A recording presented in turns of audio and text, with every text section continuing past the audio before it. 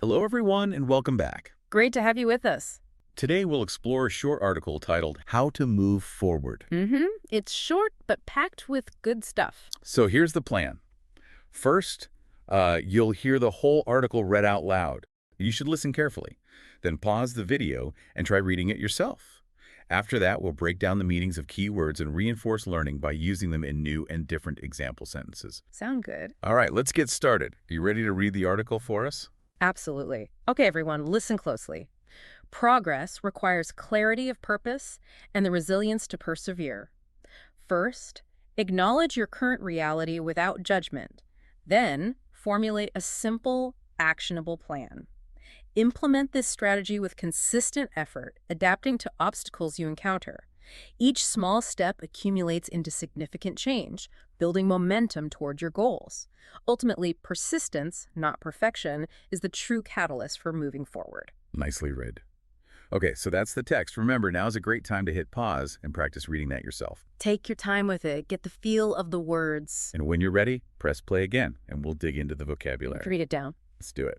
The article starts right away talking about progress meeting clarity. What exactly is clarity in this context? Right, so clarity basically means the quality of being clear, easy to understand, not confusing. Okay. When we talk about clarity of purpose, it means having a really sharp, unambiguous idea of what your goal is, like knowing exactly where you're headed. Ah, I see. So without it, you're just sort of wandering. Pretty much, yeah. Walking in fog, as they say. Makes sense. For example, the project team achieved great success because of the clarity in their objectives right from the start. That's a perfect example. Everyone knew the goal. Or she explained the complex topic with such clarity that everyone understood. Got it. Okay, so once you have clarity, the article mentions you need resilience. That sounds important. Oh, it is. Resilience is your ability to recover quickly when things get tough. Setbacks, difficulties. Resilience is bouncing back. Like not giving up easily. Exactly. It's that inner strength to keep going after a failure or a hard time. It's super important for anything long term. Yeah, I can see that. Like, despite the injury, the athlete showed amazing resilience and returned to playing even stronger. Great example. Or think about communities. The community showed incredible resilience after the natural disaster, rebuilding their homes together. It's about bouncing back. Right. Bouncing back. Okay, so clarity, resilience. Then the article says formulate a plan. What does formulate mean here? To formulate something means to create it or devise it, usually quite carefully and methodically. It's not just a quick thought. So it's about thinking it through properly. Yes, putting together a structured plan, like building something step by step in your mind first. Okay, so maybe before launching the new product, the team had to formulate a detailed marketing strategy. Precisely. Or scientists needed to formulate a hypothesis before starting the experiment. It implies careful creation. Okay, formulating the plan. Yeah. And then you have to actually do it. Right, that's implement. That's it, exactly. To implement is to put that plan or decision or agreement into action, into effect. Turning the idea into reality. Yes. This is where the action happens. You take the plan you formulated and you make it happen. Like the school decided to implement a new anti-bullying policy starting next term. Perfect. Or it's often harder to implement a strategy than to create it. Making it happen is the key. True.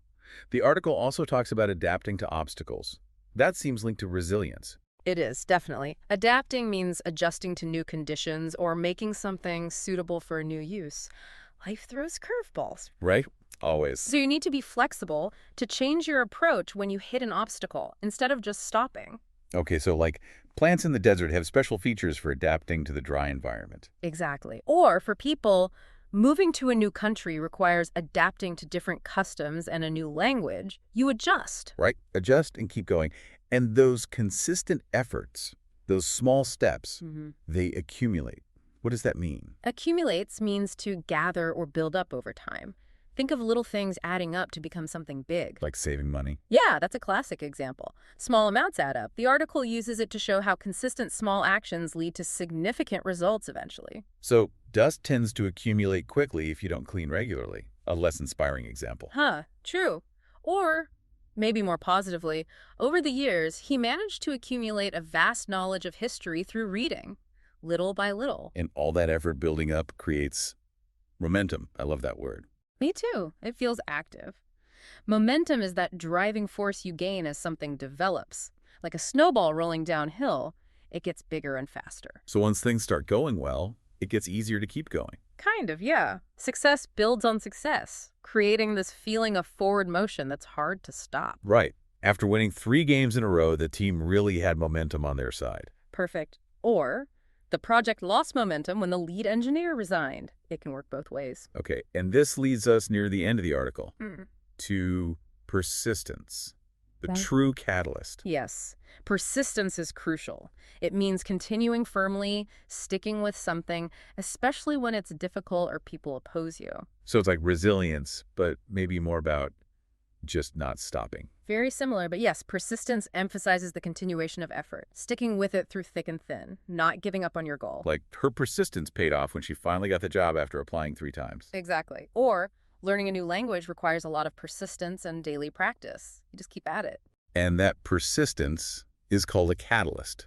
What's a catalyst? A catalyst is something or someone that causes or speeds up a significant change or action. It's like the spark plug. It makes things happen faster or makes change possible. Precisely. It provokes change. Mhm. In chemistry, it speeds up a reaction without being used up itself. In life, it's something that triggers a big shift. Okay, so the new manager was a catalyst for improving team morale and productivity. Great example. Or technological innovation often acts as a catalyst for economic growth. It sparks the change. And the article says persistence is the internal catalyst for moving forward. Wow, okay. That really unpacks the article. Those words are powerful when you understand them. They really map out a path, don't they? They do. So for everyone listening, you've just explored some really key concepts. We definitely recommend try listening at least 3 times a week. Because consistent review is how new vocabulary truly sticks in your long-term memory. The more you hear, read, and crucially use these words, the more natural they'll become in your own English. It's all about that repetition and active engagement. Keep practicing, keep learning, and remember that every small step accumulates into significant progress. We believe in you. Thanks for joining us for this deep dive into vocabulary, and we'll see you next time. See you then. Bye for now.